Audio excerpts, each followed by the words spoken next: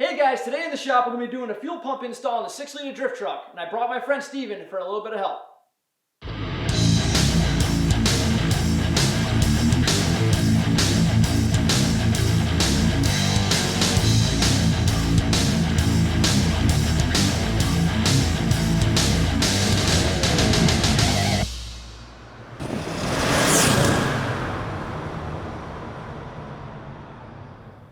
So today we're going to be installing the AIRDOG 2 4G 165 gallon per hour pump on the drift truck, and I'm going to let Steve tell you a little bit about it. Thanks, Nate. So for some diesel enthusiasts out there, you've seen AIRDOG products before. I'm sure you've heard of them, if not installed them. Their new 4G pump is a little bit of an update on their existing line of products. It's very similar looking from the outside. We have billet aluminum housing, fuel separator, fuel water separator unit, and also a 2-micron filter unit on the bottom.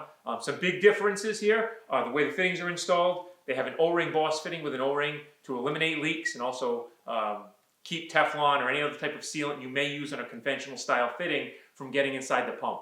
They've also upgraded the pump with a lower amperage draw motor to keep amperage draw down and run cooler and quieter.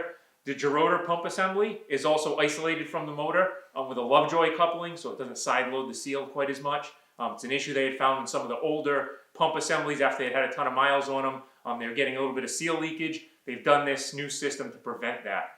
They've also have an adjustable regulator on the back side of the pump here. So if the fuel pressure is exactly what you're wanting out of the box, all you have to do is take a 5/8 or 9/16 wrench, I believe it is, and a flat blade screwdriver, and you can adjust the fuel pressure up and down to your liking. So I don't really want to waste any time here. What I'm thinking is we just get the truck in, back it in, and get started going over the install on this. And what we'll do is each step of the way we'll kind of explain what we got going on. Rather than load you up with information right now, as we're taking parts out and putting them on the truck, we'll explain what they are and how you should install them, and a couple of tips and tricks to make the install go a little bit smoother. I agree. Let's get to it.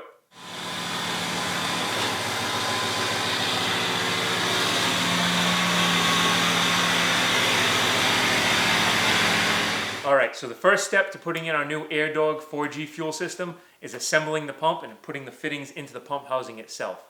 The first step here is these are O-ring boss fittings. These are not NPT pipe thread.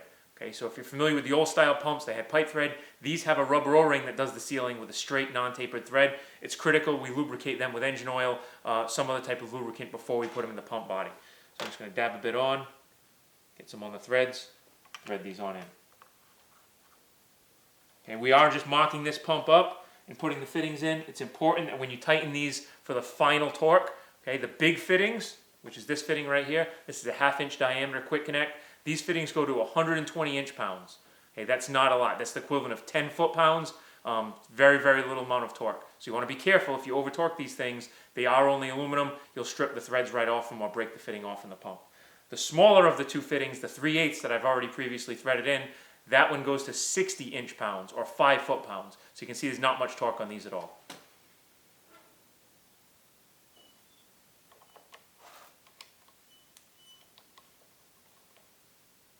Now that we have the fittings threaded into the pump assembly, we're going to remove the fuel filters and get ready to bolt the bracket onto the pump itself. That way we'll be ready to mock it up.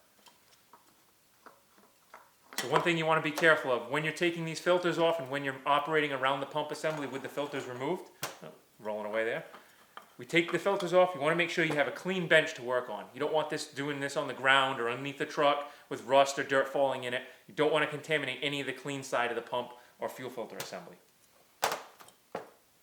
This bracket slides on. Okay, the bracket hangs down towards the bottom of the pump. You don't want the bolts hidden behind the pump. You'll never be able to access them to actually bolt it to the truck. And we have these 1/4 inch cap screws.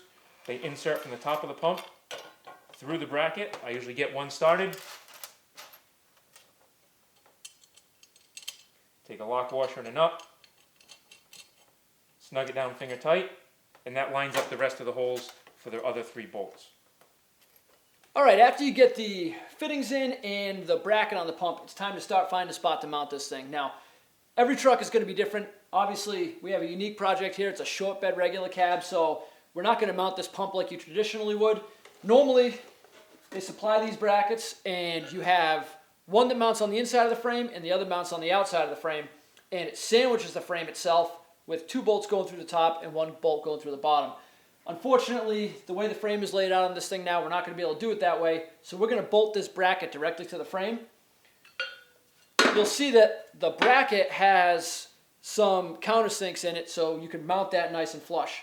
So we're going to mount this up to the bracket, hold it up to the frame, and the biggest thing that I want to give you here as far as advice goes is when you do mount this thing, checking your fittings. And we like to put the fittings on the pump first so you can see, because you don't want any of your lines doing a hard 90, getting a kink in them, or having any kind of inlet restriction or outlet restriction for that matter. So make sure you have a good idea of the way your lines are going to be routed before you bolt this thing onto the frame. So let's get this thing mounted up. I got a couple of holes to drill, and then we'll start running lines.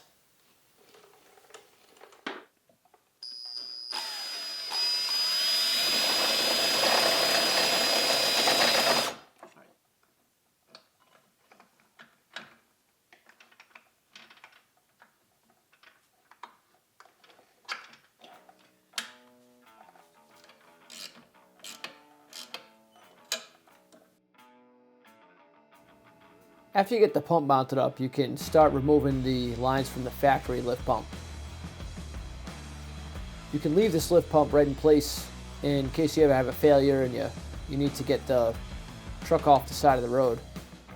But on this particular application, we're going to be completely removing the lift pump.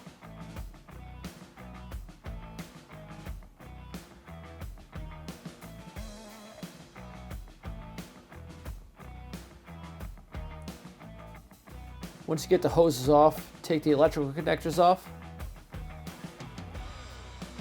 The 3 bolts on the outside of the frame rail, and then remove the pump. Now you can start measuring and assembling your lines. Make sure you lubricate the fittings real nice. Some clean engine oil does the trick.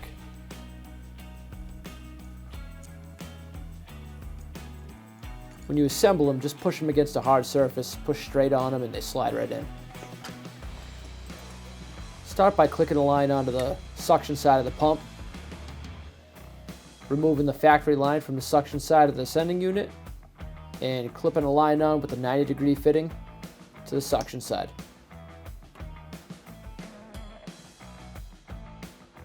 Then you can install the T included with the kit for the return lines.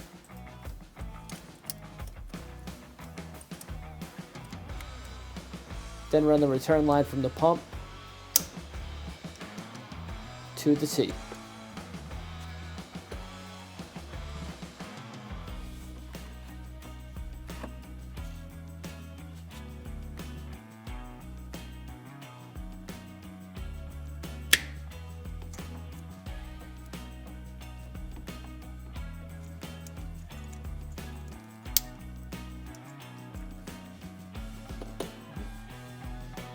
All that's left is a feed line from the pump to the factory feed line on the frame rail. Once all your lines are routed, next thing to do is take the wiring harness provided and route it down the frame, plug it into the pump, and then bring it up into the engine compartment and find a nice solid place to mount this relay. So you can use any of the existing bolts, or you can use a self-tapper and just attach it onto the firewall right around here. And then once that's connected, then you can take the black and red wires and take all the extra lead. You're going to have some extra. Wrap it up nice and neat, zip tie it out of the way, and you can hook the positive and the negative right up to the battery on the driver's side. Then the only thing left is to take the single lead, and it'll come provided on the harness with a fuse tap. You can do it that way. That's the easiest way to do it, especially if you don't have the proper tools or if you're not comfortable crimping. You can just find a fuse that's key on power, put that in its place. The instruction manual that comes with the pump will explain exactly how to hook that up, but I prefer to run that wire back down the frame rail and splice it right into the factory fuel pump harness. This way, the fuel pump comes on, key on, just like the factory fuel pump did, and also you don't have any chance of getting any codes, because if you cut that connector off, if you don't plug the factory fuel pump in, you will get a code for a fuel pump secondary circuit.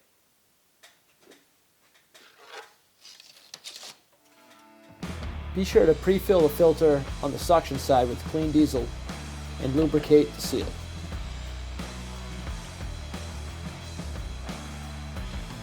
Install both filters on the pump. Once both filters are installed, you can prime the system and set your fuel pressure.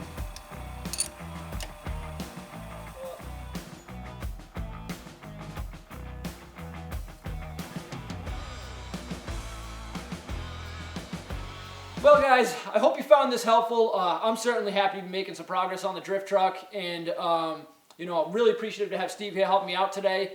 And you know, you're probably going to be seeing a little bit more of him. We're going to have him in on some future projects, and there's a chance maybe he'll be a permanent part of the channel. We'll see how it goes, little by little, day by day, right? We'll shake some things down and see how it works out. Yeah, but if you guys like this video and you haven't already, hit that like button and give us a subscribe. We definitely have some bigger things coming in the future, some fun projects, especially now if I have a little bit of a help here.